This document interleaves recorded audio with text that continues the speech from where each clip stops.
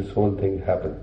So my compliments to the whole family and the Jaipuria family. Any other questions? Yeah. See, what are the age limit for this effect for curing it? Dr. Dharma should take that.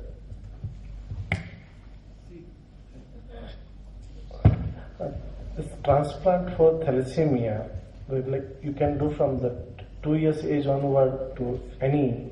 The ideal age is 2 to 5 years, as early as you do, because complication of thalassemia is less, particularly iron overload, secondary transmitted infection. But it can be done at any age.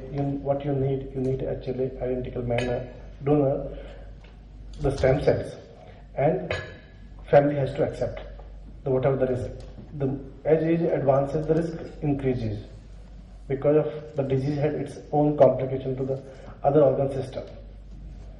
And what is the money involved? I mean, if somebody has to get it cured and they're completely, what is the money involved? Roughly, the cost approximates depend on the size of the patient, like weight and body surface area. So all the drug and doses are according to that, but roughly around 12 to 13 lakhs rupees in India. And here you have mentioned a data of 37,000 people are suffering from thalassemia major. How effective and how the thalassemia major? No, I didn't say thalassemia major. How many affected? In India, every year 10,000 new thalassemia major are born. But here you have mentioned 70,000 children suffering. In fact, this is my question. How come you have concluded only 70,000 children suffering? No, I have not said the 70,000 children are suffering. Yes. Sorry. Let me clear that. This is as per the government, the Thalassemia Society figures, that 70,000 children are at this moment suffering. I'm not saying 70,000 thalassemics are there. The 70,000 children who are suffering from thalassemia as of date, who are registered with Thalassemia societies. Okay, Mrs. Tulli. Lady in the back, please. Yeah. Yes. I want to say a few things. First of all, I'm part of the three NGOs, thalassemia NGOs, working in the country and abroad also. So one of the questions that this gentleman has said is about the figure, the number of the patients is not 70,000, sir. As per ICMR studies, it is 1 lakh thalassemia patients who are the known cases in our country. The second is I am very privileged that I am part of this workshop today, and I am very happy to see Harshita on the table, and Harshita's Dadi, she recollects it, that we have met many times in our thalassemia office when she was so concerned about her granddaughter's treatment and the problems coming up, and she was very keen. And she was very sure that one day she will get her grandchild cured. And when she used to talk, I used to think myself, that because I knew that Harshita is not a very good candidate for bone marrow transplant. And still she was so adamant and she was so sure that one day the grandchild will be cured. And that is how, got in touch with Dr. Dharma, and he did a wonderful job. And I'm so pleased that today I could see her on the dais, sitting with the Dadi. It was her confidence in her God, and she wanted to make it cured, the grandchild, and I'm so pleased. The third thing which I want to say is that since we are part of the thalassemia NGOs, and I'm very pleased to meet and to see the people who are sitting on the dais and the kind of work they're doing and the kind of people who are involved in this project. I'm sure it's going to be a good success. And sir, the comment which was made earlier, when we were talking about bone marrow transplant about 20 years back, Dr. Dharma Chaudhary knows it, I was myself who used to say, no, it's a very difficult thing, we cannot achieve that. But today we have many patients who have been cured, especially thalassemia major, by bone marrow transplant. So today's meeting, I am sure, will take us further down, and I am very confident that the future, it has a future in our country. If it has not been successful previously, it will be, and whatever support we from on behalf of our thalassemia NGOs can give it, we will come forward to you, sir. Thank you. Thank you very much, ma'am, for your encouraging words. I'm sure we will work forward to supporting as many more thalasssemic patients. And we have therefore launched the Thalassemia Care Program and the Transplant Support Program, a effort, small effort, but a significant effort from our side, which is basically our chairperson's dream to actually make it happen.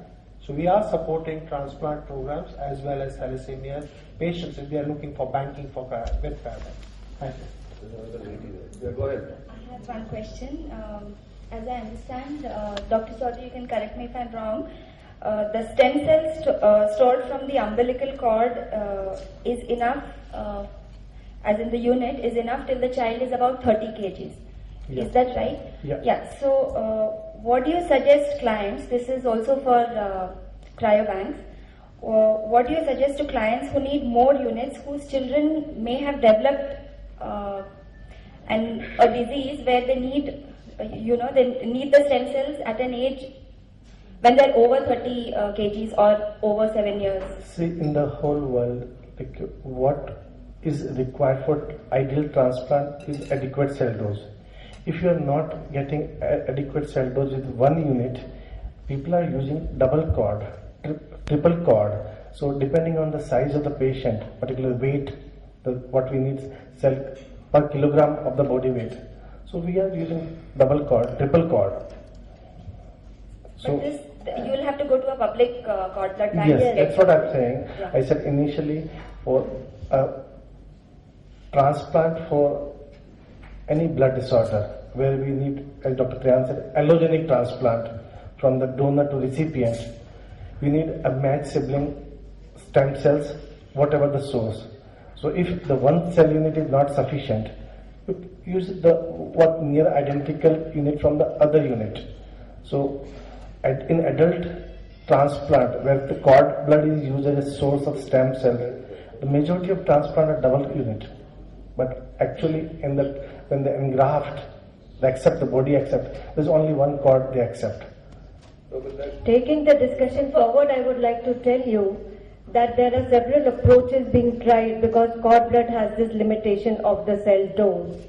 So, as Dr. Dharma Chaudhary just now said, that more than one matching unit can be used for a transplant, and double cord transplants today have come to stay. Besides this, research is going on to find out good expansion methods to produce cells which are effective in transplants. In fact, MD Anderson in USA, this institute has published data which has shown that expanded stem cells may be useful. However, we have still to go a long way before this becomes a reality. And then other approaches like, direct injections into the bone marrow. So many kind of trials are now going on to make, since this is a readily available resource of stem cells, and since it is otherwise thrown away as medical waste, and since its use is increasing incrementally every year, today 25% of the transplants, hematopoietic transplants, are being done using cord blood all over the world,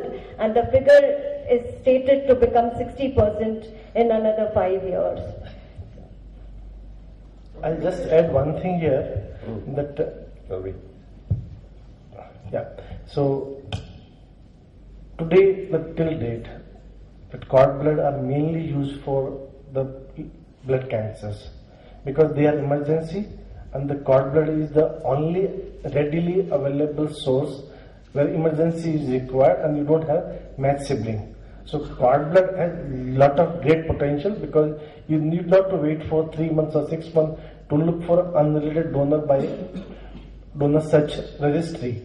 So cord blood has great potential, no doubt. Like the numbers are increasing, and probably it will beat the unrelated transplant worldwide. So, just one question. Could you elaborate on the public cord blood bank that you were talking about? If I have not privately banked with you and I have just voluntarily given my placenta and the umbilical cord blood, do I benefit from it? Maybe a subsidy or at a discounted rate or something? So, does the voluntary donor benefit? See, if somebody donates altruistic donation, a public cord blood unit, this cord blood unit is put in a registry. And then if a patient seeks a matching unit, it is issued to save the life of that patient. However, if this unit is still sitting in the bank and the family approaches the bank for therapy, it will certainly be given on a priority basis to the same family. got a very small question of it. Can you bring down the cost of the treatment? In fact, as mentioned, 12 to 30 lakhs is, of course, a big amount in Indian situations. And a lot of people can't afford this. Yeah, this cost is mainly because of the drugs. So, like the India, what we do, probably this is the cheapest available cost. In the Western world, like in the US, the one stem cell transplant costs somewhere around in Indian rupees 1.25 crore rupees. And for unrelated